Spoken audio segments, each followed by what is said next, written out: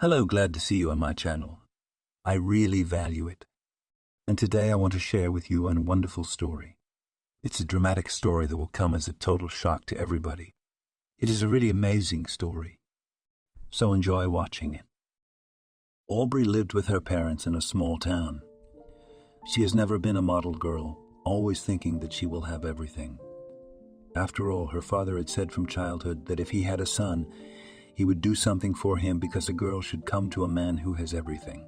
Yes, I see how you have everything. The girl looked around the one-room apartment where they lived. She was in 5th grade then, and after that her father had just left them. Aubry, why are you doing so poorly in school? Her mother told her. Where can I go with this education, algebra, geometry? Where can it come in handy? She'd say, and furrow her brow. Who cares where it can be useful? You can use it at the entrance exams. The woman was indignant. She herself worked in a factory and received a meager salary. Now I'll finish 9 grades and I'll go to our local school, Aubry told her. What local school? Think with your head. Who are you going to study at? Her mother was against it. Mom, look at how many stores there are now. They need salesmen everywhere. I don't think they need a college degree, Selena argued. That's it, that's your dream, to become a salesman. Did not understand the woman. Well, what's the big deal? Salesmen are people too, philosophized Aubry. God, and where in your head such thoughts? Children should dream to become better than their parents, to achieve something in life, and you... Now, the woman just went to the kitchen and sat there alone. After her husband left, it became very hard. The woman didn't know where he was or what to do. She had to provide for the girl. When her daughter finished 9 grades, as she wanted, she went to the local educational institution. Aubry, please, let's go at least to a neighboring city. You will enter a financial college or law school. First get this diploma, and then go further. Her mother persuaded her. Mom, that's it. I don't want to listen to you. I have my own head on my shoulders. I'm going to enroll, meet a guy, marry him, and everything will be fine. In Aubry's head, everything was very simple and easy. All right, daughter, do as you wish. But as a person who has lived many years on this village, I advise you to think about it. The woman realized that the forbidden fruit is sweet and did not persuade her daughter anymore. Now, she will study. She will meet or not meet someone. It doesn't matter. Afterward, they will think together where it is possible to enroll. Aubry continued to live with her mother. There were fewer classes now, so she had more free time. Mom, I'm going out with the girls, she said every night and went outside. Sarah realized that she could not influence her daughter in any way. They had no grandparents, so there was no one else to turn to. Aubry, what are you doing up so late? Her mother would meet her in the hallway when her daughter returned practically in the morning. It's okay, she told her. You realize you have to get up for school soon? The woman was concerned. And that if I miss one day, nothing will change, she told her. Half a school year had already passed, and now everyone was preparing for the first session. Strange as it may seem, but there was nothing difficult. Aubry learned everything. Not to say that she sat for notes or something else. Just read and memorize from the first time. There were no difficulties. On New Year's Eve in the local House of Culture, they organized a party. The girl couldn't miss it. Mom, give me money for a dress. She turned to Sarah. Let's go to the store together, she suggested. Well, Mom, I wanted to go with my friends, Aubry told her. You and I are so far apart, I don't even remember spending time together, the woman said sadly. Okay, let's go. The girl didn't want to, but she didn't want to offend her mother.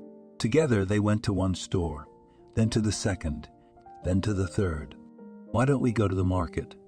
Her mom suggested it. You what? I do not want to dress at the market, turned to her daughter. In the stores are taken from the same consumer goods. Only they have to pay for rent and for everything else. So the price of dresses increases in 2 or even 3 times. With a clever look, said the woman. Okay, If we go to the market now, you just don't tell anyone that we are going to buy something there. Aubry knew that you can save money on buying clothes there. And indeed, when they got to the market, they went to the first pavilion, the second, and the third. Aubry saw the one dress that she didn't say she had dreamed of, but would like. Can we try it on? Sarah asked the salesperson. Of course, her daughter took the dress and went to the fitting room. When she came out of there, it was impossible to believe, but the dress was as if it was sewn on her. We'll take it, the girl said confidently. Good, Mom smiled, went to the cellar, paid for the dress, and they went home. What if I wear boots? Aubry asked her mom. What's the big deal? She didn't understand.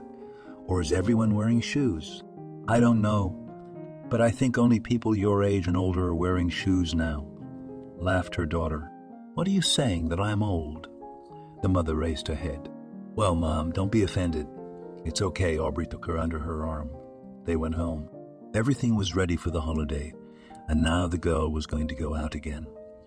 When 2 days later she and the girls were walking to where they had tickets bought, everyone appreciated the girl's outfit, and she walked and smirked because she knew where she bought it. So, do you think we'll meet guys here tonight or not? Juliana asked her friend. Of course we will, and I'm going to marry him, Aubry said. Why are you making such hasty promises? What if he's some kind of Quasimodo? Said her friend, laughing. They came in and took their place at a table, which there were several in the hall and 10 chairs behind each one. I thought we'd be alone, Juliana said in a whisper. To be honest, I thought so too. I looked around and looked to see who would be seated next to them. But the organizers were not stupid either. So they put young guys with young girls. Oh, girls, hello. 4 guys came into the hall and sat down at their table. Hi. They were happy to see each other. After that, they all got to know each other. John, who sat next to Aubry, took an immediate liking to her. He was tall, dark-haired, always saying something, joking around. And when the formal part passed and the dancing began, the young man invited her to a slow one. Do you have anyone? John asked her. No, she replied. John liked that very much, and in the evening he went to see her off. Mom, I think I've met my future husband, the girl said at home. Just like that, just today I saw it and realized that it's your future husband. Well, yes, did not understand the daughter, why the mother reacted to her words. Well, I don't know. Make friends, go for a walk, and then we'll see. The woman knew from her own experience that it was necessary to go for a month or 2 to get to know each other better. But Aubry didn't realize it. She had made up her mind.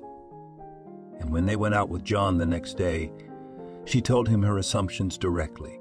I told my mom yesterday that I met my future husband at a party, she told him. Who? He turned to her. Come on, you. She pushed him in the side. And how did you realize that I would be your future husband? For a moment he was silent. She could see in her gut that John was also shocked by this statement. How old are you? He asked her. 16, Aubry answered. Well, no one gets married at 16. He laughed, and it was obvious that he had relaxed somehow. Well, I'm not saying that we're going to go to the registry office tomorrow, get married and live as a family. I'll go to school, get a job, then we'll get an apartment, and when we get an apartment, and when we live together, we'll apply and get married, Aubry reasoned. John was older, so he knew a lot more. Okay, enough of this talk, but I know for sure you're going to be my husband. Let's go get some ice cream. She saw a little boy coming out of the store with a cone in his hand. You are so sharp, Walkty followed her. From that moment on, the young people began dating. John did not live in the city itself. Nearby, he worked. Lyra continued to study. After completing 2 years of study, she was not going to study further. John had long ago proposed to her.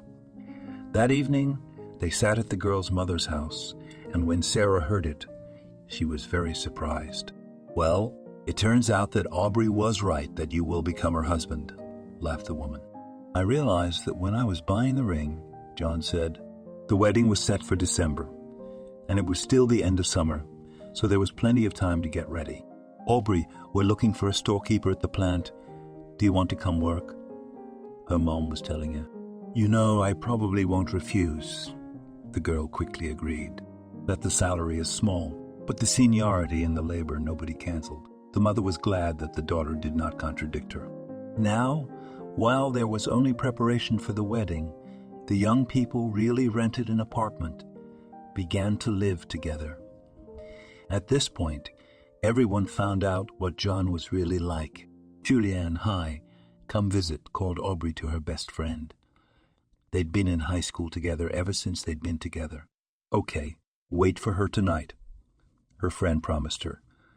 Since they were all young, when they gathered at the girlfriend's apartment, they would sit down at the table. John would invite his friends.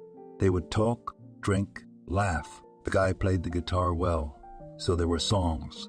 When Sarah came to visit them, she saw that the kids hadn't realized anything about adulthood yet. They had broken out of their nests, where they were controlled by their parents, and now they were just walking and joking around. You understand, you work, you have neighbors nearby, you need to behave properly, her mother told her. Oh, stop lecturing me as I want, so I live, answered her Aubry. Okay, just make sure that the town doesn't say anything bad about us, her mother urged her. A month passed. The second one, it was necessary to go for a dress, but there was no money, no transportation, something else prevented. Aubry, are you sure you're going to marry John? Juliana told her. Of course.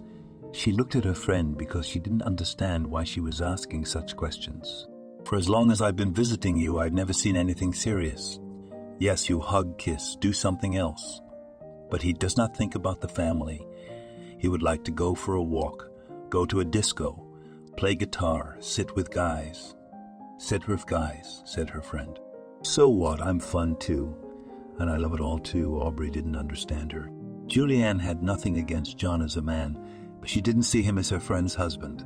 She should have brought her future fiancé and introduced him to us, her boss at work told her. Well, there will be a wedding. Then I will bring. Aubry did not even think about it. She really lived the life she wanted and thought it would always be that way. The job paid some pennies. John didn't earn much either, but they had enough to pay the rent and a piece of bread. They could even go out on weekends. One day, Aubry came home, and John wasn't home. It happened, but when she dialed him, he always answered that he was late at the store or something, and today his phone was just disconnected. The time was already about 3 o'clock in the morning, and the young man was still not there. He came in, you could see and hear that John was drunk. Where have you been? Aubry met him in the hallway. Can't I sit with the men? He told her. You can hang out with men, but you have to give some kind of warning. She didn't want to fight. Aubry, it's okay, he wanted to hug her, but she pulled away and he almost fell. Go to bed, she told him calmly. The young man looked at her, smirked and went to his room. Inside the girl, everything was churning. The wedding was still a couple of months away, and she was already starting to get annoyed with her chosen one's behavior. But even though she was annoyed by it, she still loved him. Aubry herself couldn't explain what that feeling was. But not only that, she had fallen in love with him when she saw him. Now she was just willing to do anything for this man. He said not to, she doesn't. He said he likes blondes. She dyed her hair. Juliana, hi. She called her the next day at lunchtime. She wanted to have coffee together. Oh, friend, you haven't called in a while. Juliana was glad she called. I don't know. I haven't had time for it, Aubry admitted honestly. She was really busy at work, but in the evening she came and wanted to do everything for her John. Why don't we have dinner? Juliana suggested it. Of course, Aubry was fine with that. They met at a cafe where they liked to sit and chat. But there wasn't much time today, just lunch. You know, Juliana, I think something's happened to Romka, Aubry said. What makes you say that? She was chewing her friend's salad. He started coming home late. He smells of alcohol, she complained. Oh, why do you pay attention to such trifles? The guy works a hard job. Juliana smiled sweetly and touched Aubry's arm. You know, Until we started living together, it wasn't like that. He courted me, played guitar, sang songs, sometimes even wrote poems, the girl in love recalled. And you thought you would live so much time together, and you will have everything the same as on the first day. Raised one eyebrow in surprise, girlfriend. Why? I didn't think it would be like the first day. It's just that we're not even married yet, and he's acting like this. The order was on the table. Everything was getting cold, and Aubry was sitting and twirling her napkin in her hands. Well, don't get upset. We'll see what happens next, and then you can decide. Juliana looked at her watch and realized that they had very little time left to get back to work. Told her friend that, "Oh yeah, let's go," she realized. "You haven't eaten anything." The girl looked at the table. "I'll eat later." Now she didn't want anything. They went back to work. It was business as usual. In the evening, Aubry walked home. She thought about her lover. As she passed a jewelry store, she decided to stop in.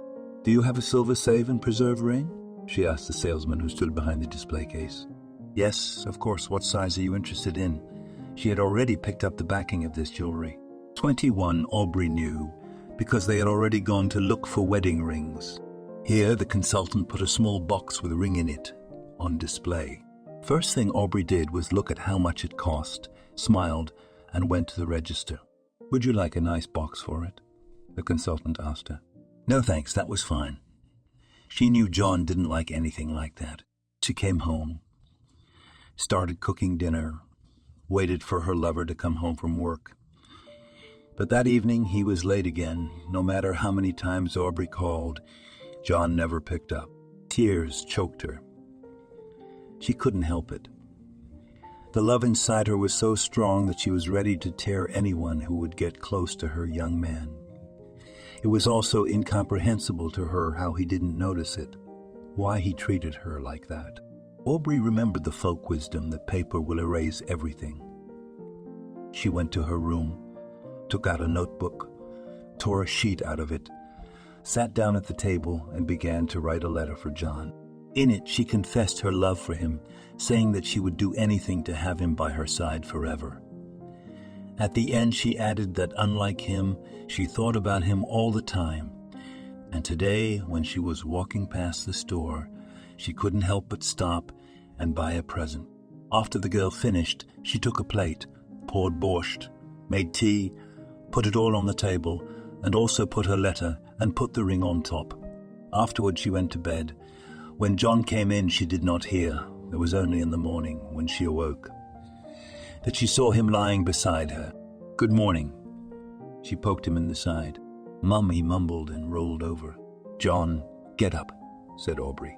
She got up, went to the kitchen, put the kettle on, and, while it was boiling, went to wash her face.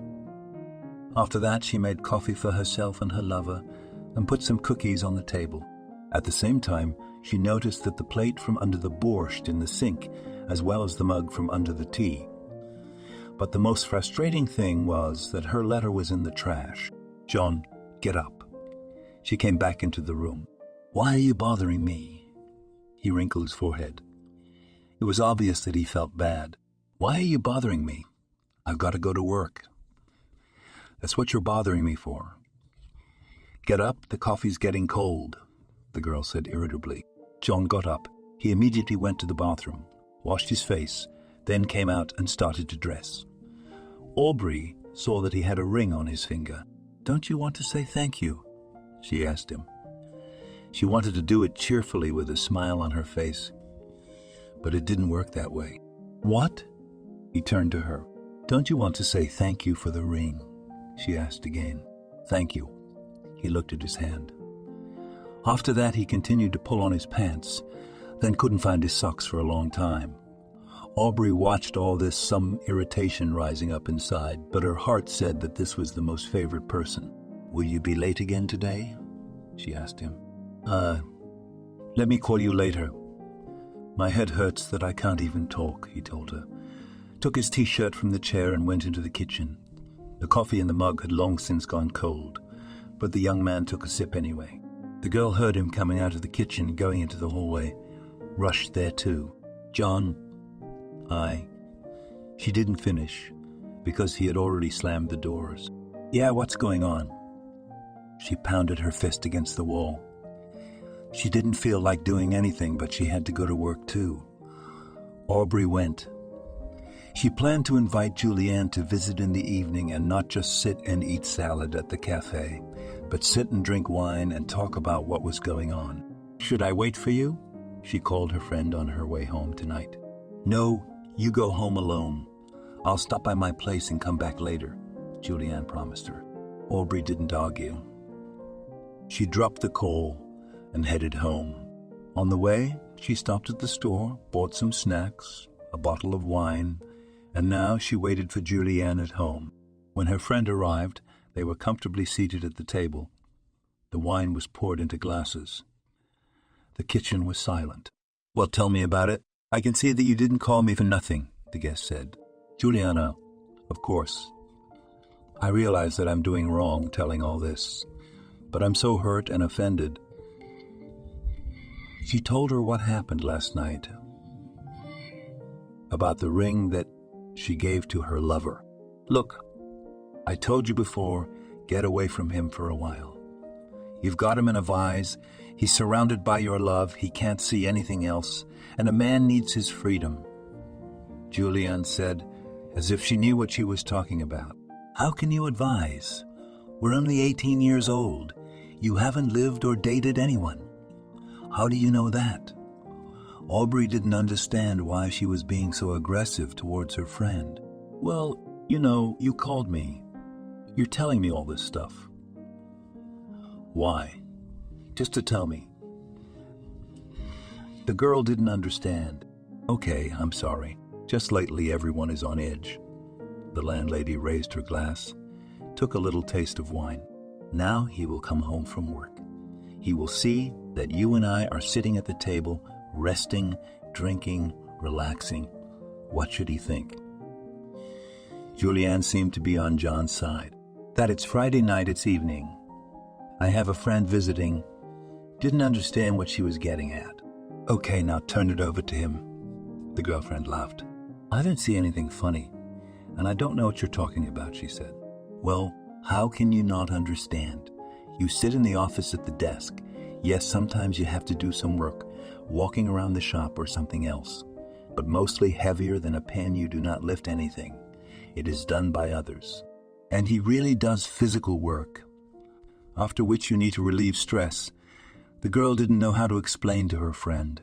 "So let him come home and take it off here. I don't mind." It is obvious that Aubry couldn't be persuaded. Well, shook her head. "We have a wedding in a month, and he does such things. How am I supposed to live with him?"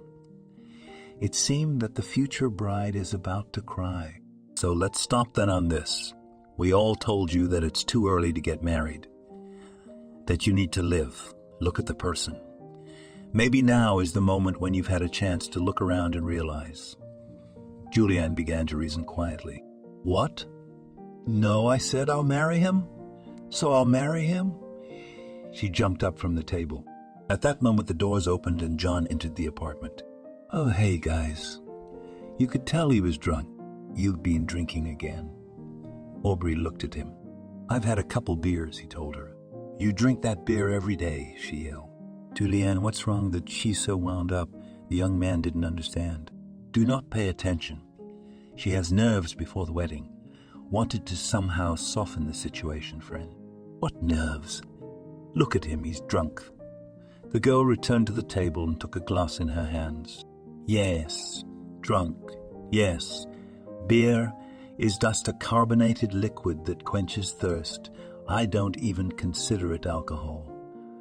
John raised his voice at her. "Okay, guys, enough fighting." Juliana stood up, took out a glass and poured wine into it for John. "Why are you pouring it for him? He's just waiting for someone to come to visit so he can drink with them." It was obvious that Aubry was getting hysterical. "For once I came to visit you.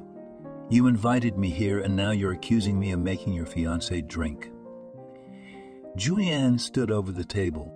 "If you hadn't poured it for him now, he wouldn't have drunk." The girl saw John empty his glass and go into the room. It's understandable. Everyone around you is to blame. Just not you, freaked out Juliana and went to the hallway to get dressed and get out of this apartment. Aubry could have stood up and stopped her friend, but she didn't even move. She only heard the front door slam. When Juliana was leaving the entrance, she bumped into Sarah. "Hey, what are you doing here?" The woman stopped her. "Hello, nothing. Your daughter is not herself," Juliana said nervously, and walked on. At that moment, Aubry came into the apartment, into the room. John was sitting in front of the television. "So are we going to stay out of contact with you like this?" she asked him. "First you'll calm down and then maybe we'll socialize," he told her. "And I don't want to calm down. I want everything to be fine in my family," she shouted. While the young people were arguing, they didn't even hear the front door slam. "I told you to calm down." John jumped up from the couch and grabbed Aubry's hands. "Are you going to touch me again?" She yanked them out and went into the kitchen, meeting her mother in the doorway of the room. "What's going on here?" the woman said calmly. "Nothing going on." Aubry went into the bathroom and shut herself in there. No matter how much the mother asked, Aubry never came out. The woman went into the room. She talked to John, but the latter was also talking through his teeth.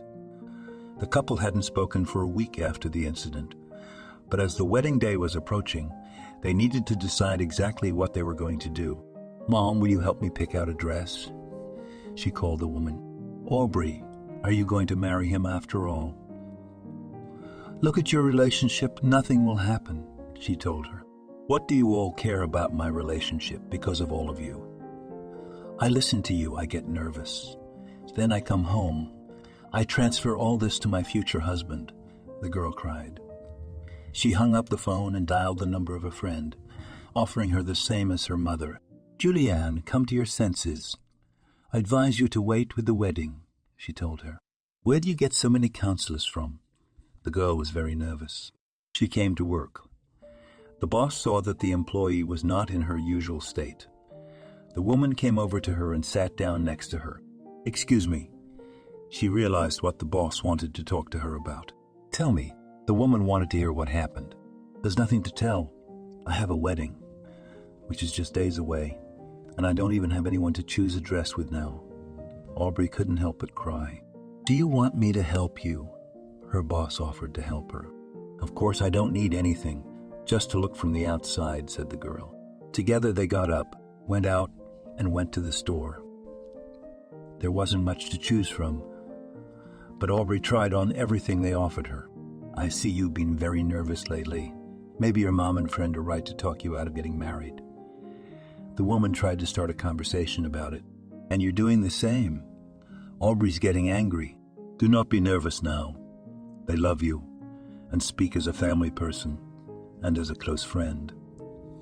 I, on the other hand, just from the outside watching your behavior for almost a month now," shared with her boss. The bride took off her dress, crumpled it up, threw it to the saleswoman, said she would come back for it in a while. Then she ran out of the store. She didn't want to do anything else at all, and she didn't want to listen to anyone. The girl came home and burst into tears. Strange as it may seem, John came home one time that day. He saw the state of his future wife, came over and hugged her. "What's the matter?" He also thought she was nervous about the wedding. "Yes, nothing. I do not want. No wedding, no dresses, no guests, no restaurant," screamed Aubry in hysterics. "Okay, say what you want. We'll do that," was calm young man. "Let's just sign," she asked him. "Okay, if you want to, let's just sign." He was fine with it. After that, Aubry went to work, said she didn't want to work here anymore, wrote a letter of resignation. Then called her mom, told her that she and John were just signing and she didn't want to see anyone else. She told her girlfriend the same thing. "Aubry, how can it be that we're family and we won't be at your wedding?" "No, you will not. You are nobody. You do not want it, so stay at home and think that you are doing well," said the girl. On the appointed day, John and Aubry stood in the registry office. Here the three of them were. The registrar said the words to them.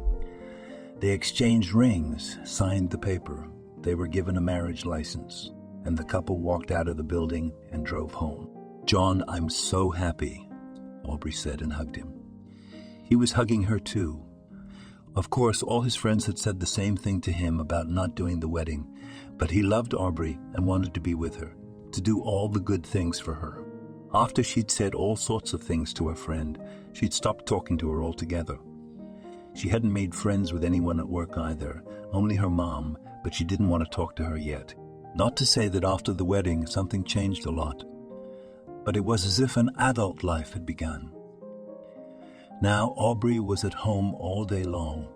She was tidying up the apartment, cooking, doing something else, waiting for her husband from work. At first everything was fine. He came over, they talked, did things. Although the guy worked almost around the clock, but there was not enough money for anything. You could say there was no money at all. 6 months of living together. Aubry still hadn't talked to anyone. "Why'd you buy that again?" John was pointing at the groceries. "Well, you got to eat something," she'd say. "What? You need something to eat. Look at the ass you've grown." Sitting around the house doing nothing, he'd confront her. "What do you mean you've grown an ass?" She interrogated him resentfully. Literally, he moved away from the table where the groceries were. "John, but not all the time to feed you grass.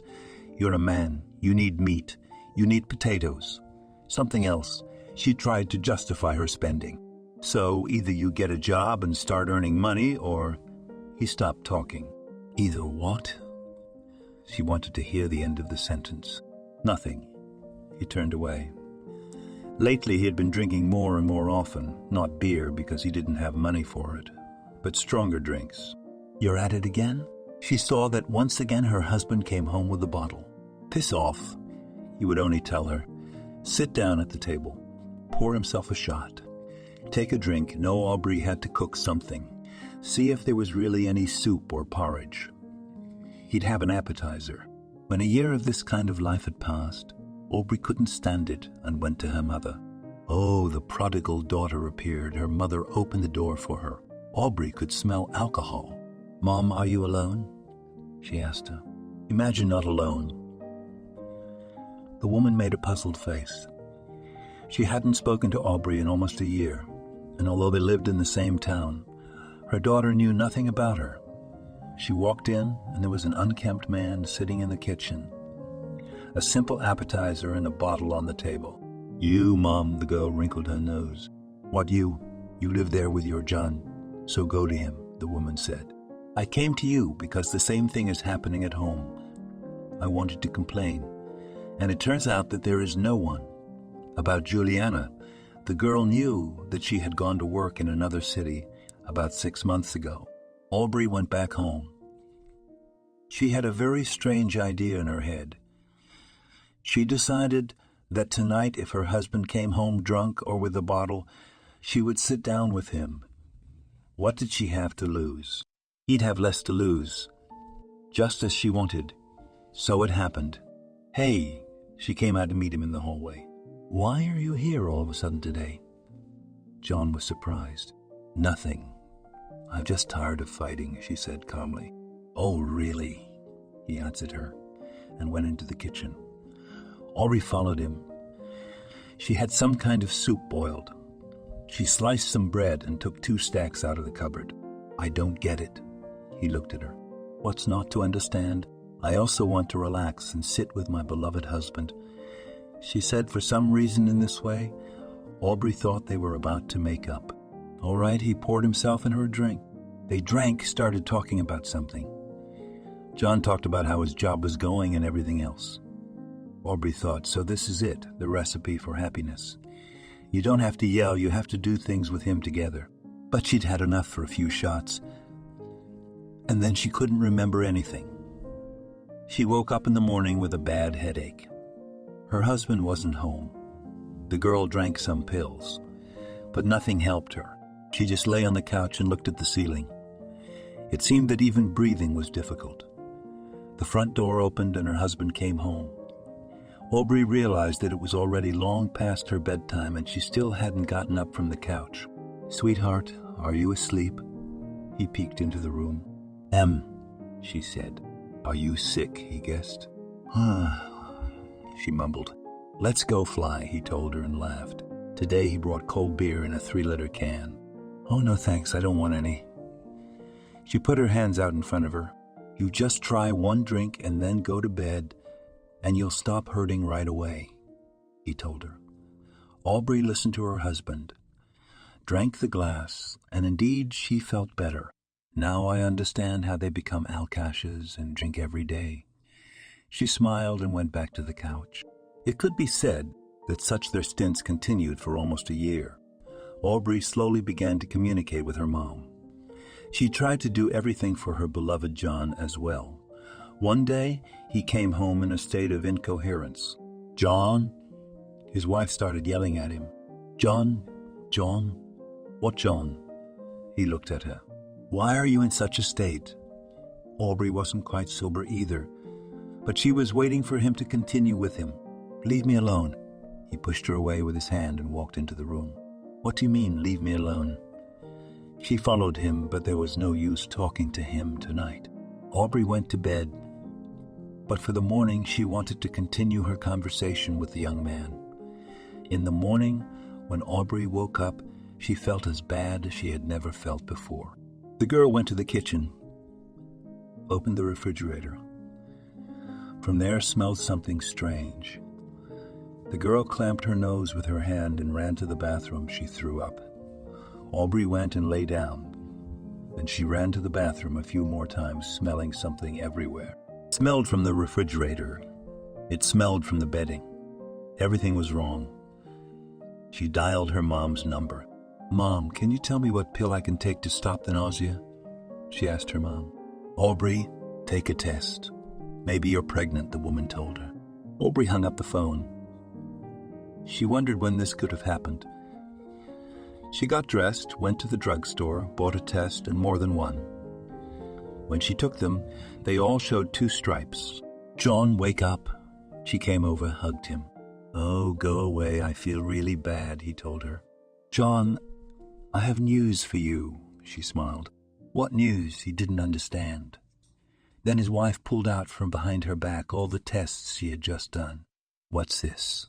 He didn't understand. "I'm pregnant. You're going to be a daddy soon," she thought, giving him some very good information.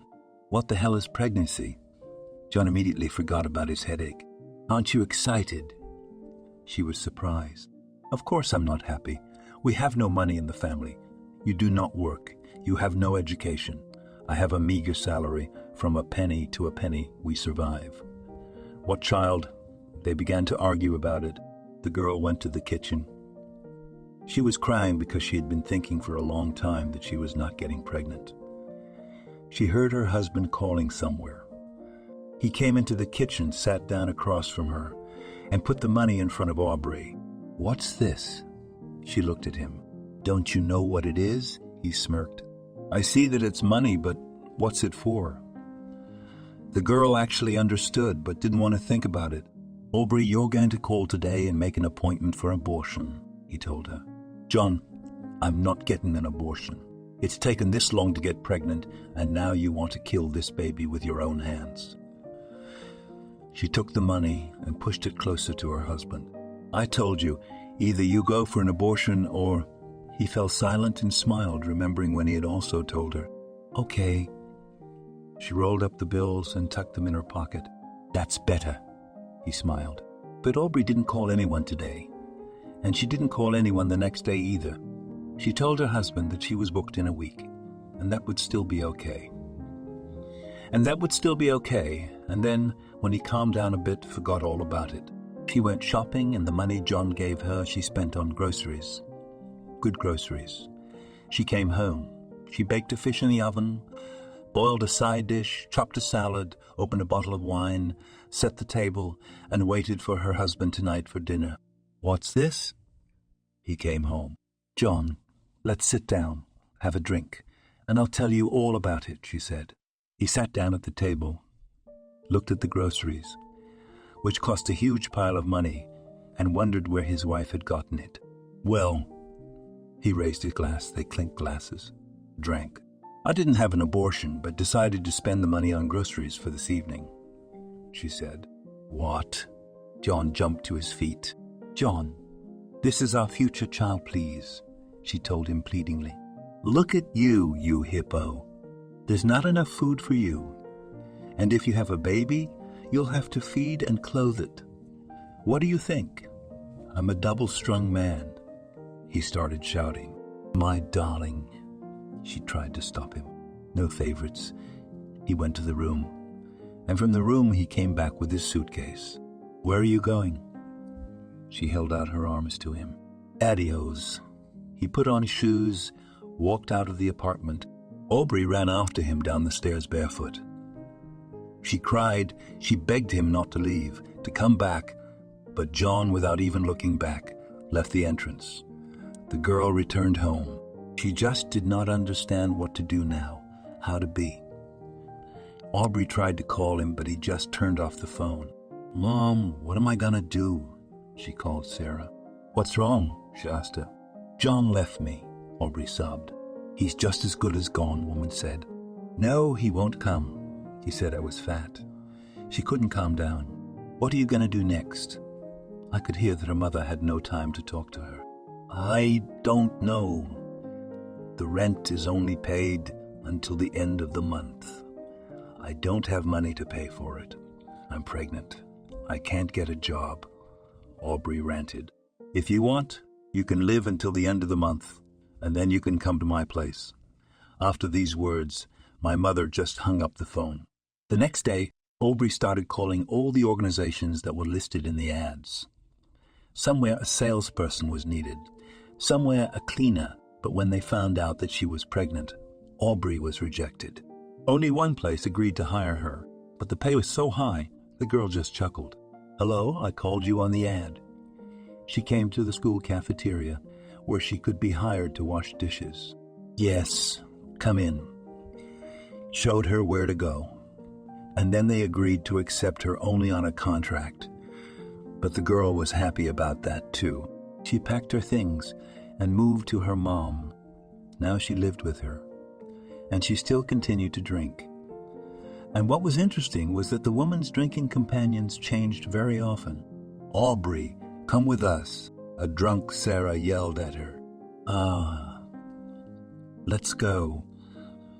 Her daughter answered her and sat down at the table with them despite her rounded belly. And even though she had to go to work tomorrow morning, she put her collar up. In the morning it was very bad. She drank pills. She could drink even a glass of beer. No one sniffed her in the canteen. She went to work. It went on like this almost every day. At work, the girls who worked with her started to notice the smell from the girl. Aubry, were you drinking last night? One of them asked her. What do you care? She turned to her. No, I don't, but you're pregnant. She looked at her rounded belly. She was so sick she couldn't even stand on her feet. After working her shift, Aubry walked home. She knew her mother would get together with someone in the kitchen again. They'd sit around drinking, and she'd get hungover after one. It's me. She came into the apartment. Aubry, come in. The mother was already very cheerful. The girl passed into the kitchen. No one needed anything. Some simple appetizer was prepared. There was a bottle on the table, and behind it sat a man of indeterminate age. While they were spending time like this, it seemed that there were no problems. Everything was fine. Everything was normal. The main thing was to have enough money for the bottle. The main thing was to have enough money for the bottle. The rest did not matter. Sarah, do you hear? And your daughter is pregnant. Aubry went to the bathroom. At this moment, the guest said these words to the landlady. Ha, ha, ha. You think I don't see or don't know? She leaned back in her chair and laughed loudly. And how she... It's... That... Is that your problem? The woman asked him. Well, sort of not, but still. He realized that such a thing couldn't be done. Aubry would come back to them. She would sit up for a while and then go to sleep. And then one night she got very sick. It happened often that the girl ran to the toilet, but today there was something incredible. Stomachache, nausea, felt like she was going to vomit. "Why are you moaning?" Sarah came up to her. At that moment, Aubry was sitting on the kitchen floor holding her stomach. "Mom, I came to get some water to take my pill. I feel so sick." She wrinkled her nose and couldn't lift her head to look at the woman. "So," went the woman to the phone and dialed the ambulance number. While waiting for the doctors, Aubry seemed like she was dying. They arrived, picked her up, and took her to the hospital. "Oh, woman, have you been drinking?" One of the nurses was sitting over her. "It hurts." She told him just that, and wrinkled her nose. "Don't you have a head on your shoulders? You're in labor and you're doing something stupid." He kept talking to her. "Yes, shut up." She squeezed his hand. Finally, they reached the hospital. Aubry was immediately taken for a checkup.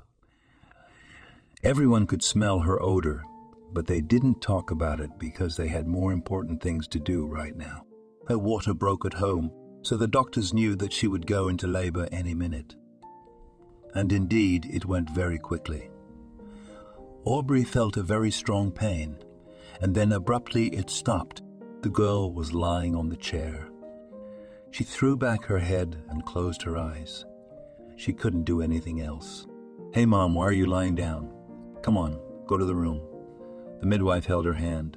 "Can you help me?" she asked her. Aubry felt like she had a hangover now. Her head was cracking, about to split in two, and she was very thirsty. She was led to the room, and a few minutes later the baby was brought in for feeding. The woman put the boy in a small crib next to the mother's bed. "Steve," Aubry approached him. Her hands were shaking a little. She was afraid to take the child. "Courage, courage." The one who had just brought the baby was telling her, "I'll be right there. Don't rush it." It's the first time. Aubry turned to her, starting to feel nauseous. Aubry lifted the baby out of the crib, sat on the bed. How to feed, how to do it, she didn't know. The nanny had helped her with that. She was doing everything more confidently now, but her headache persisted. It was bad. She wanted to get out of this hospital as soon as possible. Neither her mother nor John, no one came to see her. But it didn't matter to the girl now. On the third day they were discharged. They drove home. "Anybody home?" Aubry yelled. "Why are you yelling?" Her mother came out. "Why is someone sleeping?" She didn't understand. "No one is asleep, just why yell like that? My head hurts." The woman went into the kitchen and held her temples. "If you knew how I had a headache." Aubry went to her room. "So who's in there?" Her mother peeked into the blanket. "Steve," Aubry told her fondly, and looked at her parent. "Steve. Found a name, too." Came that one into the kitchen. Aubry heard the clinking of glasses on the table. She immediately felt the taste of cool beer in her mouth. She was eager to take at least a sip. "Mom, please bring a glass," she shouted to her. "Right away," replied the woman. In a minute she was already in the room with a glass of foamy drink. Aubry drank it first, rolled her eyes, looked at her mother. "Thank you, will it hurt the baby?" Only now the girl thought about it. "Nothing. It will sleep better," her mother said to her. After that the young mother fed her child, laid him on the sofa, covered him with a blanket, and went to the kitchen. "Why didn't you come to me?" she asked Sarah. She shrugged her shoulders and stirred something in the pot. "You know, I was there all alone." Aubry took the bottle, poured herself another glass, drank it. "You done talking?" the woman asked. "You don't want to talk about it, do you?" Her daughter understood. "Aubry, your John left you. You should have found another man and started living together," Sarah said. She sat staring out the window, not even going to help her daughter. "Maybe I don't want anyone but John." The girl filled another glass and went to the room with it. "We'll see," her mother looked after her. After that they spoke no more.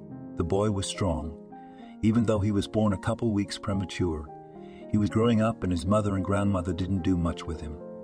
Steve mostly slept, Aubry could feed him and put him down. They rarely took him for walks, only when they went to the store.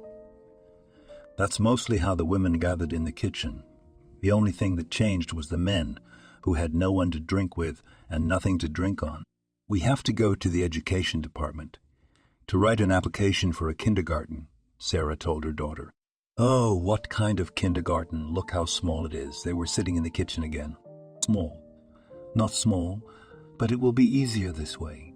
Take her to daycare in the morning and you'll be free all day, her mother advised her. Well, we'll see. Aubry waved her hand. She felt really bad this morning. 2 years went by like that. Her mother began to get sick. Every day she got worse and worse. The woman was fading before her eyes. One day Aubry got up in the morning and Sarah wasn't in the kitchen. She went to her room, saw that the woman was lying on the bed, and when her daughter came closer, she screamed. Neighbors helped with the funeral. Aubry finally went to the education department and got a referral for kindergarten. Now Steve could be taken there, but there was nothing to wear. There were almost no normal clothes left. The men kept coming. Aubry didn't refuse them. She kept sitting at the table with them, drinking no attention to her son. Aubry, custody will come and take Steve away from you, a neighbor told her. How will they know about us? The girl didn't understand. Oh, God, long ago should have gone to kindergarten, and you do not take him to the hospital or anywhere. Spat that. That's it, Baba Betty. Goodbye. Closed the door to Aubry. She continued to live her life, but one day there was a knock on the door, and when the girl opened, there was a man and a woman standing on the threshold. Hello, she said to them. Hello, we are from the guardianship office. We came to see how you live here. They entered the apartment. Everything became clear at once. The man did not talk for a long time. He went straight to the room and looked at the conditions in which the little boy lived. We are taking your son away from you until the circumstances are clarified, they said as they left. Fine, shouted Aubry to them. She was a little out of it now. After Steve was taken away, there was no one else to take care of. So the girl began to lead a wild life. Whoever was at her house, whatever she did there. And eventually, one day she woke up in the basement of her own house. Aubry got up, found a way out, went to her apartment. But she couldn't get in. All the locks had been changed. She knocked on her neighbor's door. Grandma Betty, what's wrong? Why can't I get home? She asked her. Aubry, what are you doing? The woman couldn't understand. Why? She looked at her. You were drinking with some guys. They brought the documents. You signed everything. They called me as a witness. They asked you if you were selling. You said you were selling. I signed all the documents. The grandmother began to sigh. Then where's the money? Aubry didn't understand that. So you drank it all together with these men? Answered her neighbor. God, what have I done? The girl sat down on the steps and clutched her head. Come on, I'll feed you, Grandma Betty told her. They went into her apartment. She poured her some soup and sliced bread. Yes, girl, you've made a mess of things, the woman sighed. And what? How am I now? She didn't understand. Well, don't cry yet. I'll help you in any way I can. Grandma Betty went to the local superintendent and persuaded him to take Aubry into the yard so that she could sweep and shovel in the winter, and she would be given a room to live in. All this is what the neighbor told the girl about. Oh, Bub Betty, thank you very much. She hugged her. Just give me your word that you won't drink, the woman told her. Of course not. Aubry averted her eyes. She checked into her den. There were hardly any belongings. Aubry swept, did what she could. Baba Betty brought her food. But Aubry, when she saw the local Hicks come in here in the evening and sit down to drink, she couldn't refuse when they called her. One morning, Grandma Betty came in to feed her pancakes. Saw Aubry sleeping. Aubry, why are you sleeping? She pushed her. Oh, Grandma Betty, get off. Aubry rolled over and the woman saw that she was out of it. Oh, you promised me not to drink. How am I going to look the super in the eye? She threatened her with her finger.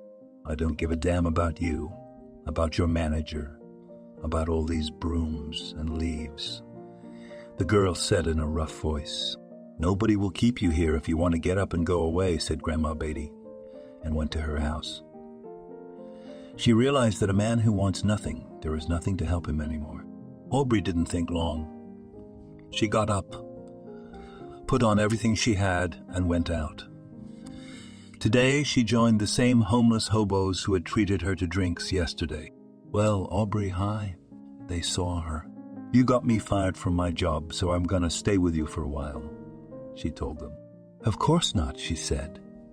They seemed happy to see her. Aubry and these people slept in some basements, went down some hatches, hid from the rain in different places, but it didn't matter. After drinking, you could do whatever you wanted because neither your head nor your body could not think of anything. Once Aubry was walking down the street, she felt very dizzy and just fell to the ground. One of the passers-by called an ambulance. The girl was taken to a specialized clinic. When she came to herself, she realized that no one would let her go. Aubry cried, was hysterical, but no one listened to her and paid no attention to her. After a few days, it got easier, but she continued to receive injections and ives. After some more time, she started to go for walks outside. She even liked it here. It was warm.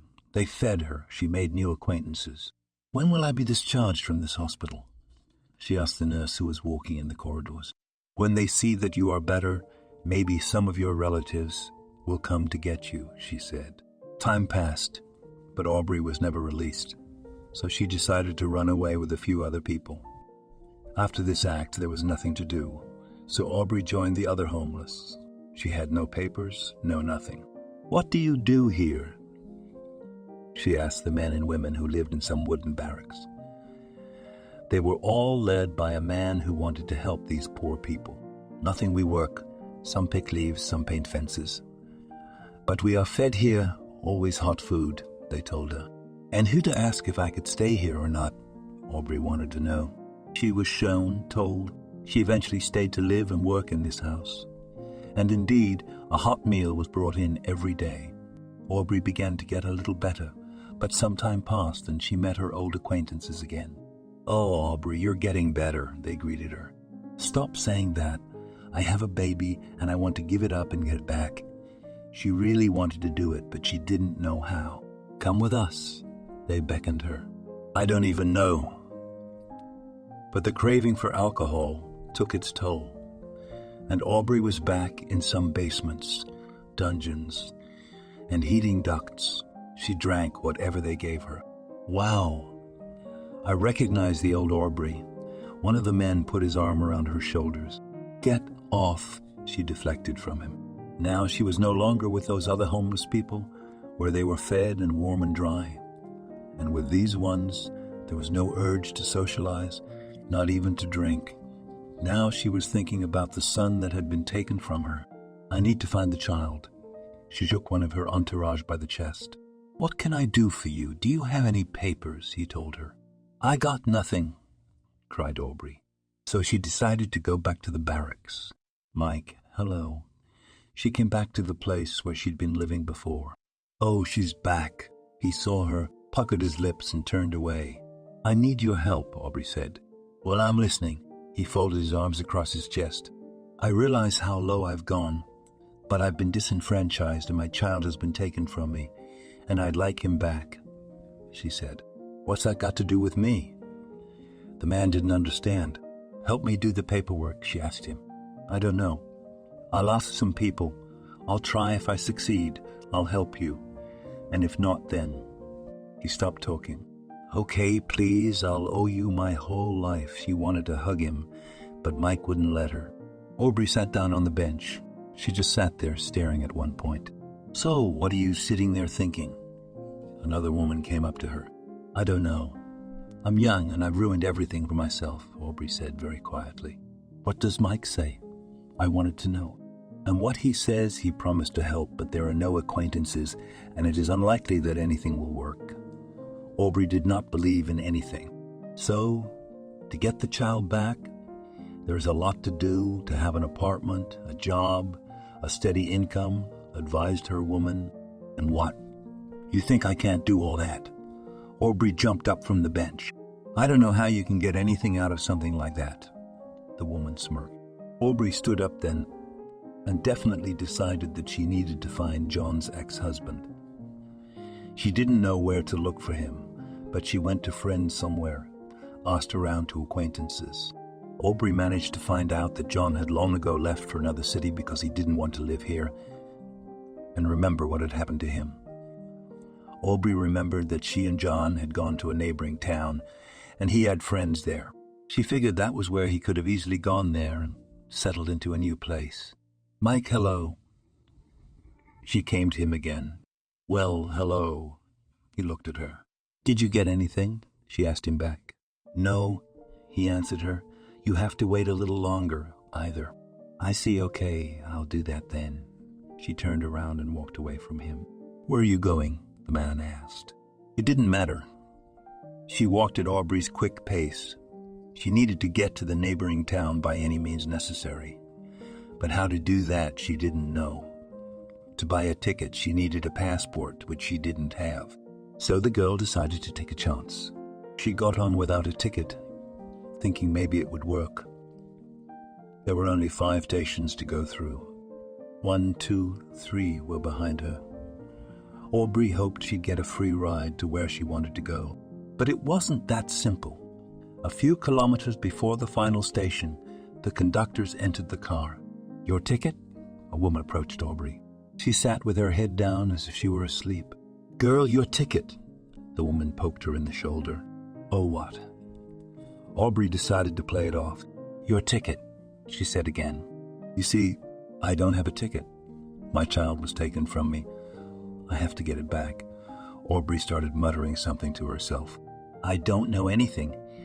If you don't have a ticket, you'll have to go to the checkpoint, the conductor said. Come on, it's only a short ride away, Aubry told her. So what if it's nothing? You've traveled all the way for free. Was outraged by the girl conductor. While they were talking, the train stopped. They had to get off, but Aubry was not allowed to do so until the officers arrived. The girl was arrested. She walked with them. She couldn't show any documents, so she was detained until she was identified. Aubry was sitting in a small room.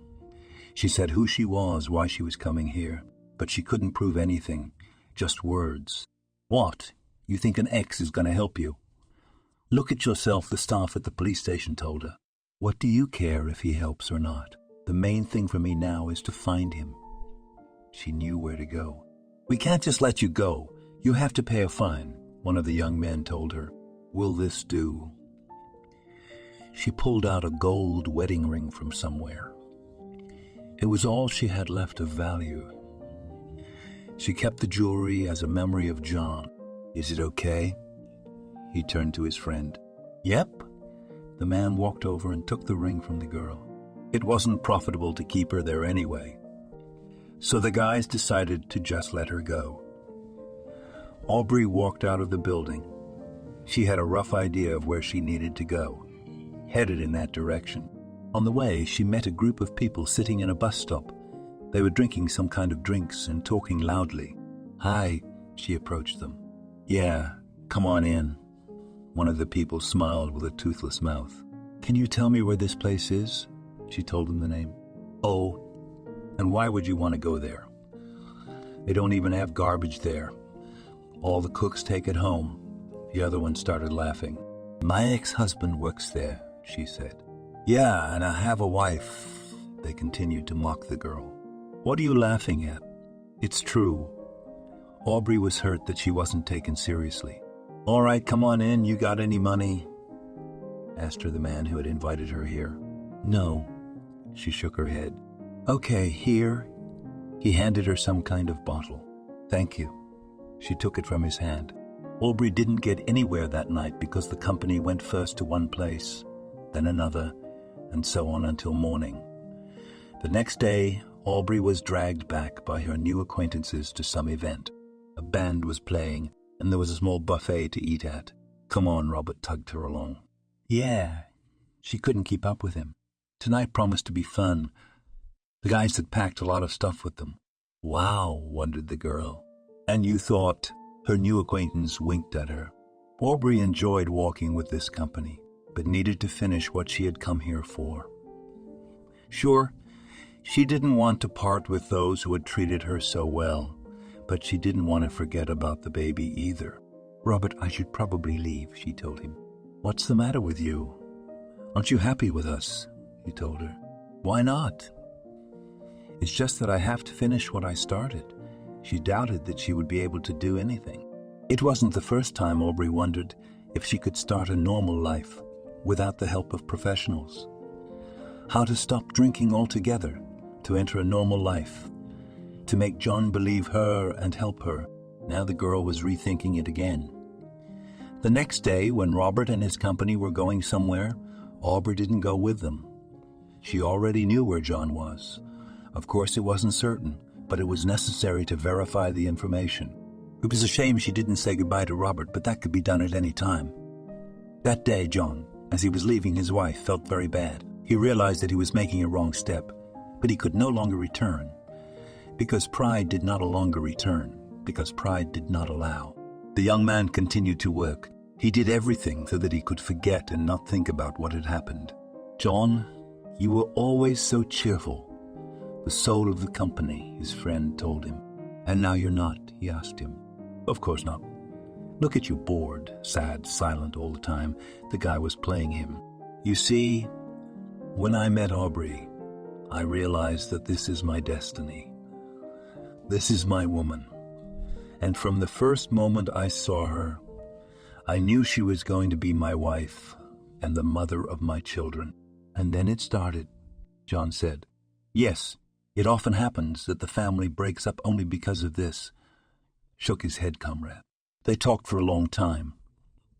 John was very sorry that he had left Aubry. He knew she wasn't very independent, and he realized that she had trusted him with her life, and he had just insulted her and slammed the door on her. Well, it was too late to think about that now. Although the young man sometimes thought about going back. John, will you go to the evening of the meeting of classmates? A friend asked him once at work. Of course I'll go. I haven't seen anyone for ages, he agreed with him. It took a week to prepare. Had to buy a new outfit, to do everything not to fall in the mud in front of those with whom he once studied. He arrived at the party on time. When I went into the restaurant, I saw Victor right away. I don't believe my eyes. He opened his arms for a hug. They were best friends, and after school had not seen each other all this time. What's up? How are you? Victor hugged his friend. Very well. He stopped talking, did not go on to say that he was in trouble. Walked they to the table where they were going to sit this evening. Did something happen? A school friend guessed? Yes, he'd split up with his wife. It was his own fault, but there was no going back now. John didn't want to talk about it. It would have started questions. I see, Victor nodded. They talked about this and that. Well, what do you do? John was curious. I left the region a long time ago. I have a restaurant business in a neighboring town. I can say that everything is good, but I have no luck with a girl. I can't meet the one and only one. Shook his head. Wow. Did you ever imagine that you would become a restaurateur? John laughed. Of course I didn't, but I got the opportunity. Somehow I took it up. One thing led to another, and everything started to work out right away. Victor didn't brag. You could say he was proud of the fact that he had such a child. Will you take me to work with you? John asked him. As what? The friend was surprised. Yes, whatever, he thought now. It would be good to get out of this city and never think of anything else. You realize that in the restaurant professions are not particularly important, waiter, administrator, cook, doorman, Victor told him. Well, if you agree, I can be a doorman or a waiter, said the young man. If you agree and go, won't you be ashamed? Victor asked him. What is there to be ashamed of? I'll work. I'll see. I'll gain experience. Maybe I'll also want to open a restaurant, said his friend. Listen. Well, I don't mind. You can stay with me for the first time, and I'll hire you at least as a worker, the friend told him. They exchanged contacts, and the evening went very well. At the end of it, the friends said goodbye to each other, and John promised to come back soon. He had to settle all the issues with his employer, and then he was free for new endeavors. There was no problem with the job. John wrote an application, of course. The boss did not understand what happened, but it was not important. The guy worked 2 weeks and was going to the neighboring city. The fact that he was to work as a doorman or waiter did not care at all. The main thing was to get away and get caught up. And here already with a suitcase, he goes out at the station of another city, realizing that most likely will have to live here for a day. John, you came after all. And I had stopped believing. Victor saw him coming into his office. I told you I would come. They said hello. After that, the owner of the establishment took him on a tour, showed him what, where, and how. In the evening, he gave him the same tour of the city. Although John had been here more than once, but it was interesting to see what was going on.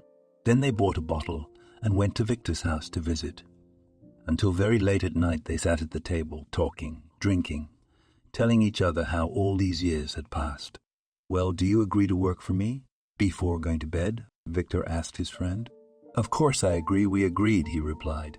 You know, if you want, you can find any job and, for example, only at night or in the evening to work for me, learning everything about restaurants. He said businesslike to his friend. Well, in principle, and it is possible, John agreed with him. Then what's the deal? Victor looked at him. For now, I go to you. I live at your place. It should take some time for me to settle down a little, to look around, and then it will be clear. John was sure of it. They agreed and went to bed. The next morning, they went to a restaurant together. Since yesterday, the young people had already told each other everything, seen everything. The excursion was conducted. Today, John was wiping glasses, the bar counter, rearranging chairs, doing something else. And when the opening took place, he went to the doors and opened and closed them. Hello, please come in. Make yourself at home, he said to almost everyone. Thank you. The restaurant guests smiled back at him. John saw a girl sitting alone at a table. He wondered why she came to such an establishment alone. And as she was leaving, he approached her. Hello! Excuse me. Can I meet you? He asked her. What? She turned to him. My name is John. And you? He held out his hand to her. Lucy. She laughed. What did I say that was so funny? He didn't understand why she was acting like that. Well, it's just that nobody gets acquainted like that. She was still smiling. How do they meet? He didn't get it. Well, I don't know. She couldn't answer. Come here tonight, he called girl. We'll see. She promised nothing and just left. John stood at the entrance. He remembered how he and Aubry had met, their meetings, their evenings, how he had proposed to her. A couple times he even forgot to open the doors because his thoughts were taking up all the time. John, how are you doing? Victor came to see him. You know, everything is fine, he answered him. He met a girl. What, already? A friend was surprised. Well, why procrastinate? You have to do everything in time, he said. You got a date? Victor laughed. Of course, tonight here, John said back. Well, you're very fast. Victor smiled at him. We'll see how it goes from here. John wasn't really like that, but no one knew him here, and you could put yourself out there as much as you wanted others to know about you. In the evening, he saw that Lucy had indeed come to the restaurant. For some reason, he was embarrassed. He didn't know whether to go out or not, what to say to the girl. The mood was different now. The mood was different now than it had been during the day. Hi. She came in. Are you waiting or not? Of course I'm waiting. He opened the doors to the hall, and when the girl entered, followed her in. Victor saw the whole thing. He called a waiter over to him and told him to give the couple top notch service. No sooner had John brought his new acquaintance to the table than they ran up to them, sat down, put glasses, brought champagne, asked what they would like, and left. Wow. The service. Lucy looked at him and smiled, and I wasn't treated like that at lunchtime. It must have been Victor, guessed the young man. Who's Victor? She didn't understand. My friend. He looked up and saw that he was really looking at them and smiling. The evening went very well, But when John offered to walk Lucy home, she declined. "Why don't you want me to walk you home?" He didn't understand. "John, it seems to me that you still love your wife. You have not passed any feelings for her," she said. "What makes you think that?" He didn't understand. "You've been comparing me to her all evening, talking about her, how you lived, what you had, how she talked." Lucy began curling her fingers and listing. Understandably, he was holding her hands, and at this point he let them go. "Don't take offense, okay?" The girl looked up at him. "No, don't think. It's fine." John walked back to the restaurant. "Did something happen to you?" Victor looked at him, saw that his friend had a puzzled look. "No, I'm fine," he answered. He didn't want to share what Lucy had told him with anyone. He'd been thinking about it a lot himself lately. "Tell him it'll make you feel better," his friend told him. "Did you see me with the girl just now?" John said. "Of course, I sent the waiter to you." The restaurant manager laughed back. "I don't know. I think we sat and talked normally, and now she's gone. Because I've been talking about my ex all evening," he said, and stopped talking. "Was it really like that?" Victor wondered.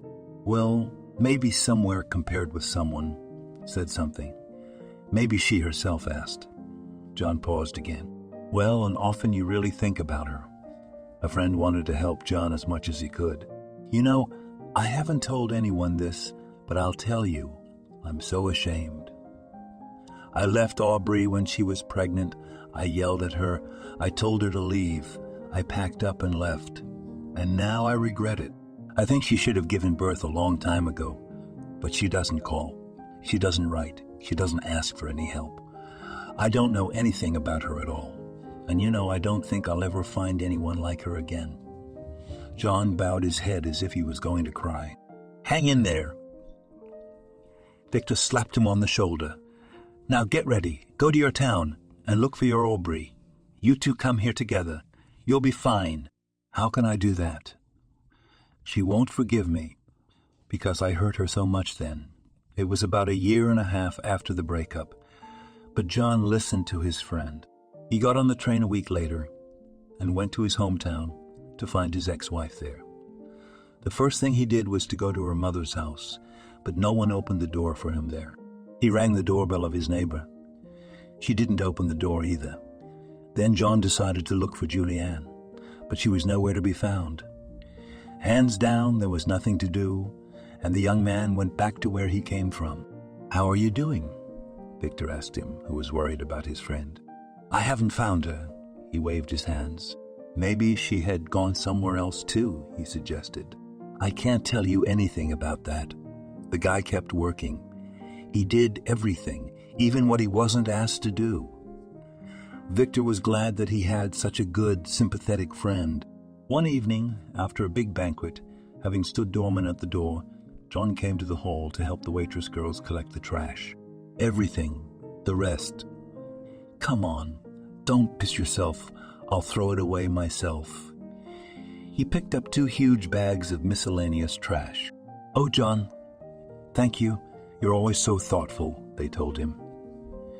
He opened the emergency exit doors, stepped out, took the bags out, needing to get them to the trash can. He decided to take it one at a time. He took 1 bag, went out, saw a homeless woman sitting on the steps, looked at the open door, but thought there were girls there, and she wouldn't come in here. I went to the garbage cans, threw the bag away, came back for another one, and as he was coming back, he heard his name. "John."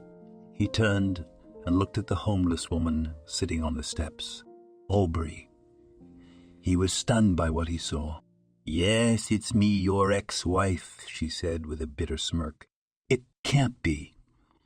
What happened to you?" He didn't know what to do. "I've been trying for a week to get to see you, but they won't let me in. So I thought I'd wait here in case you showed up," she told him. "Aubry," he approached her, but it didn't feel right to take her hands or anything. "I understand." She nodded her head. "No, it's been over 5 years since they broke up." "No, I'm sorry." John didn't know what to say to her. "I need your help." There's no one else to turn to. She didn't raise her eyes to him. Speak. He took a seat next to her. He couldn't believe this was the same Aubry he once lived with. John, please forgive me. I've done so much, she cried. Yes, I can see that already. He still couldn't look at her. They sat like that until the door opened and Victor appeared on the porch. John, come in, please, he said to him and wrinkled his nose. Right away, he replied, and waited for the director to walk back into the restaurant. Go. Leave me here. She looked at him. Let's go together. He took her hand. They walked up the steps. John saw a bag of trash that he hadn't had time to take out. He gestured for her to wait. He picked it up and walked quickly to the trash cans. When it was done, they went inside. Victor was sitting at a table. Who did you bring here? He said to his friend. Victor, I'll explain everything to you now, but first I need to do something. The young man went towards the kitchen, he said, to prepare hot tea and something else to eat. After that, he went back in and set everything on the table and led Aubry over there. Who's that? The headmaster nodded at the girl. Mate, you won't believe what I'm about to tell you. John looked at him pointedly. Well, tell me, I'm waiting. I didn't hire you here to bring them bums, Victor told him. It's Aubry, he answered, and stopped talking. Aubry who? His friend didn't understand. Well, the one I've been looking for and waiting for all this time. My ex-wife, Aubry, was drinking tea and picking at her plate with a fork. I don't believe it. He looked again at the girl who didn't look like her at all. Believe it or not, it doesn't matter. But I know that this is my Aubry, and I'm not leaving her alone right now. He waited until the girl had finished her tea and finished eating, took her hand, and they walked toward the exit. Are you expected tomorrow? Victor asked him. Yes, of course. I'll be there in the morning. You cannot pass in the morning. I'll wait for you in the evening. Victor did not understand what his friend John was doing now, but for so many years he used to trust him and saw that the young man was adequate. Thank you, shouted John, and they left the building.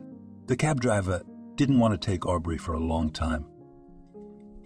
He thought, as Victor did, that the young man was in over his head and had picked up a homeless woman somewhere. But he promised to pay him good money. That's the only thing that got them going. John, why are you doing all this? She turned to him. Now we'll get home. I'll explain everything to you, he told her, and fell silent. They walked into the driveway, went up to the apartment. John told her to take off all her clothes right in the hallway and go straight to the bathroom. Aubry did just that. As she sat in the warm water, she realized that she hadn't felt that warmth and cleanliness in years. The girl washed herself, climbed out. She was still toweling herself dry as John knocked on the door. May I? He asked her. Yes, what did you want? She covered herself with the towel and peeked out. Here, take this. Ran to the drugstore. He handed Aubry some kind of tube. What's this? What am I supposed to do with it? She didn't understand. Treat your hair and put the bag on. He was afraid the girl might have some critter in her head. Okay. She was ashamed, but there was nothing to do. She smeared the liquid all over, put on the bag and a towel, and left the bathtub. They sat in the kitchen again. John didn't pour any alcohol. He made tea and slid the mug toward Aubry. Tell me the story, he insisted. When you left. She began to tell the story that happened to her after her husband left her. My God, I didn't realize I could do so much damage. He clutched his head. He himself stopped then, continued to work. John, but that's not all. She lowered her eyes. I'm already scared, so what? He worried, not realizing what it was about. After my mom died, they took my baby away from me, she mumbled. Well, that's to be expected. If a mother leads such a life, no sane person would leave her baby with her, he told her. Now I realized everything. I've been looking for you for a long time. I have no documents, nothing. I need to restore everything, but I can't do it myself, she waved her hands. At that moment, tears flowed from her eyes. Don't cry. He pressed her against him. The young man did not understand what feelings she aroused in him, whether love or pity, but he did not care. He knew that he would definitely help her, even if later they would definitely help her, even if later they would not stay together. Right now, he would make sure she didn't cry again. The next day, he went to work. Aubry was still asleep. He saw Victor waiting for him on the porch. "Hi," he held out his hand to say hello. "Explain to me who the bum was next to you last night." The restaurant manager was still in shock. "Oh, friend, it's a long story. I'll tell you someday, but right now I really need your help. Do you have any connections to recover the documents?" He asked him. "Well, I don't know. If you give money, maybe something will work out." Victor was confused. "You just point me to the man. I'll talk to him. I'll pay. But only to get it done." Victor made a couple of calls, told John where to go. "Thanks," he went. He explained everything. They told him it was possible. With that happy news, he drove home. While Aubry's passport was being made, John worked as a doorman, waiter, janitor. He decided not to get another job anywhere else, because as soon as everything was done, they would immediately move out to the town where they used to live. "Do you believe we'll find him?" Aubry asked him. "Of course, do you doubt it?" At that moment, John thought that if it had been any other circumstances, he would have just sent her away and gone to look for his son. But he realized that he was the one to blame for everything initially. If he hadn't left, Steve would be with them now. The passport had been received. Aubry rejoiced at this moment. Now they bought a ticket for the train, got on it, and drove off. "John, thank you for helping me again," she thanked him. Let's calm down, please. When it's done, then you can thank me." He nervously thanked her again. They drove over. John had already called the landlords before to rent the apartment, and now it was okay to pay and move into the new place. After that was done, John and Aubry drove to the very same child services that had come to see the girl. "Hello, you don't remember me, but somehow you came to me and took my son away from me," she muttered. "Girl, calm down. Your documents," said the woman who was sitting at the table. "Here." She put them in front of her. When she looked at them all, she looked up at her and smiled. "Well, what is it?" John couldn't wait for her to speak. "Nothing. Your boy is being brought up in an orphanage. We were expecting some movement from the mother in the near future, when he was taken away, but since she did nothing, he was officially formalized. You were disenfranchised," she turned to Aubry. "And now what?" the girl asked her. "Let's go, we'll deal with it later." John couldn't wait to see his son, she said. They drove up to the institution where their son was brought up, immediately went to the principal, to whom they told their story. She smiled and didn't believe the couple. "Where do I have a guarantee that you will take him now, and in a few months you will not bring him back?" she asked them. "What are you talking about? I'll get a job now. We have a place to live that's paid for many months in advance." "Aubry will work too," John promised her. "When you're settled, when you have everything, then come back," the woman told him. "Could I at least look at him?" John asked. "Yes, of course." She put the album in front of him. "But live." He couldn't get comfortable. "Your boy is almost 6 years old. We haven't seen each other for so long, and you'll have to be patient for a few more months." The principal was impenetrable. "Okay, thank you for that." John didn't want to ruin the relationship with her. They drove home again. In the car, Aubry took his hand. "What are we going to do now?" she asked him. "First, I'm proposing to you. We have to be husband and wife again. I realized how much I love you, and that you are the one and only one that will be in my life." He squeezed her hand. "And then?" She looked at him and couldn't believe it. "And then I'll get a job. And so will you. We'll come here again, write an application, and the family will be reunited." The man was sure of it. "Was this all out of pity?" she asked him. "If you won't think so." Everything inside the young man was shaking, shrinking. John couldn't explain what was happening to him right now, but he knew one thing. that everything he had just said to Aubry, he had to fulfill. As promised, the next day, John went to apply for a job. He didn't care if it was a position in a factory or something else, as long as he had a record that he was working. Aubry he also persuaded to go somewhere, but her problem was that she had no education. But the girl pulled herself together and went to the same canteen where she used to work. "Hello?" She approached the same director she had last time. "Hello, Aubry. What did you want?" He looked at her. "I would like to apply for a job with you again," she asked. "I'll hire you, but with a probationary period, because no one will work here for that kind of salary." He wrote something down in his notebook. "I agree," she almost cried. When she went to take the test the next day, she was also a little worried. It was necessary to pass a medical examination, and the girl was afraid that she might not be all right. But it turned out that everything was normal, and she came to the same team again. Sure, a few of the girls had already changed, but some had also stayed. Now that both John and Aubry were working, all that was left was to go to the registry office to get signed. They went there. A woman took their application from them. The date was set in a week. "Aubry, come here." John held out his hand for her to come to him. "What?" She moved closer to him. He placed the girl in his lap, cradled her, and rested his head on her shoulder. "I love you," he whispered to her. "John, we had to come all this way to meet again and be together like this," she cried. No need to cry. Everything would be all right, he was sure of it. When the day of their wedding came, they went to the store. John bought her a plain dress. Aubry was happy about that too. She put it on and they went to the registry office. When it was over, husband and wife went home.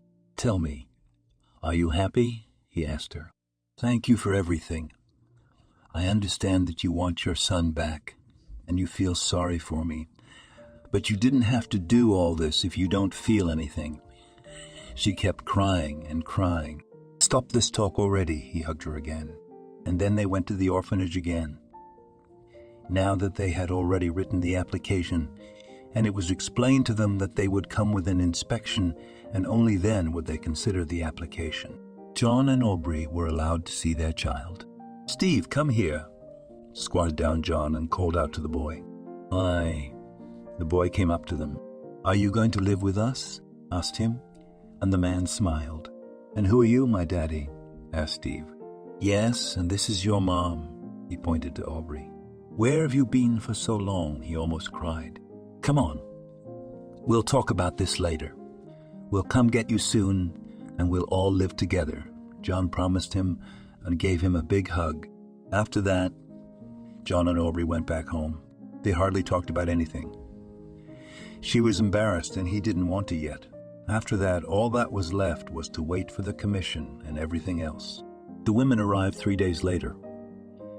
They entered the apartment, saw how everything was done.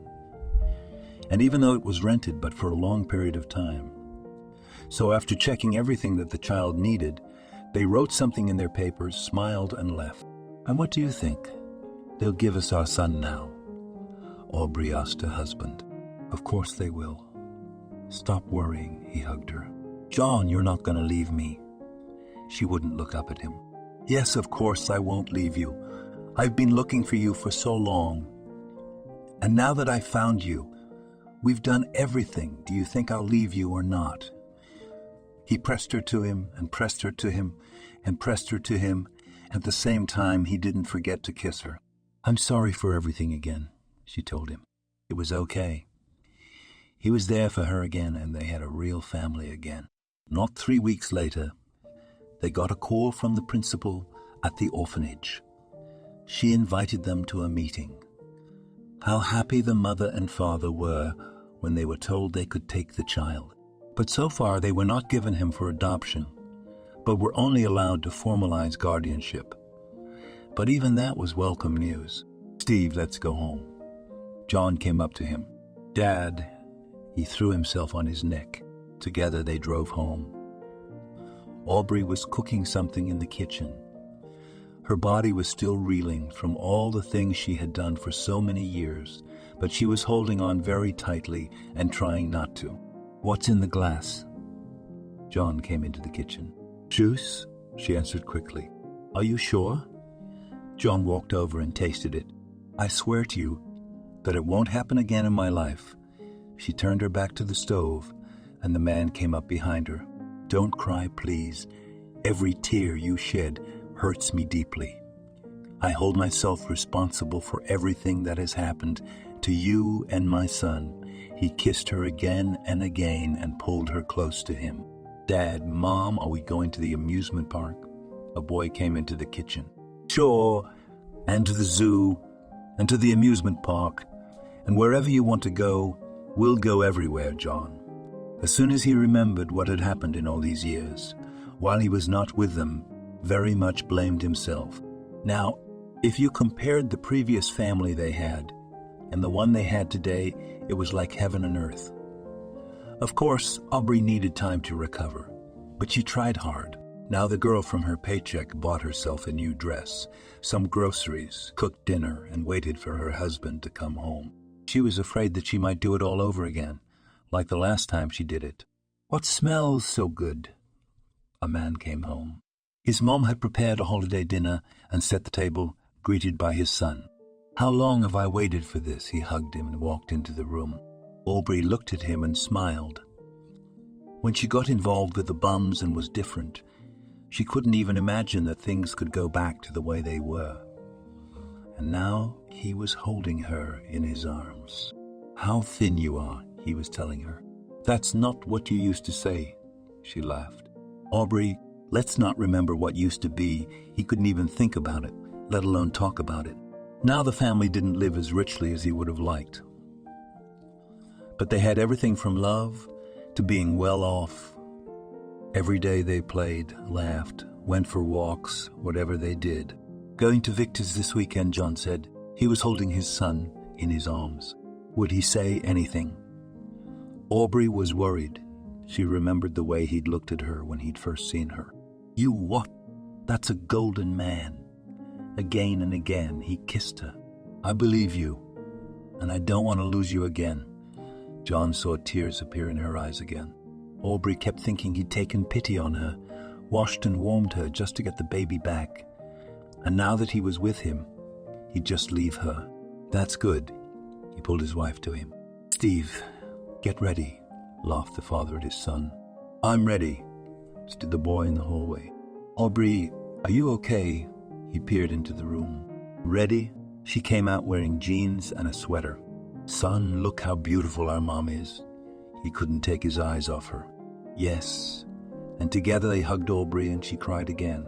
After that, they took the train back to the place where John and Aubry's new life began. "Victor, hello?" They entered the restaurant. John, the man, smiled back, walked over and gave his friend a hug. Victor then turned his attention to the girl.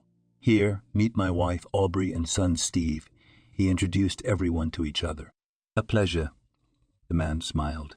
They had a little snack, and after that they went to the park, which the boy had dreamed of for so long. "Mom!" Steve cheered as he passed his parents in a car or airplane. "We love you," folded his hands near his mouth and shouted John. In the evening, when a tired and satisfied John, Aubry, and Steve walked back to the restaurant, Victor was there waiting for them. "I took the liberty and set the table to celebrate your wedding and reunion," he told them. "Thank you," the friends hugged. "You what? I think any man who has a friend would do that," Victor didn't understand.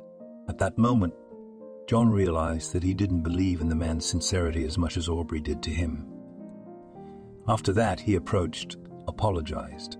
"Come on." They sat down at the table. "Uncle Victor, I have not even seen such a thing. Not that I have not even tasted," said and smiled at the boy. "I'm glad I could please you," and it was true. After that dinner, Aubry and Victor became friends. When they planned Steve's baptism, there was no need to think about Godfather.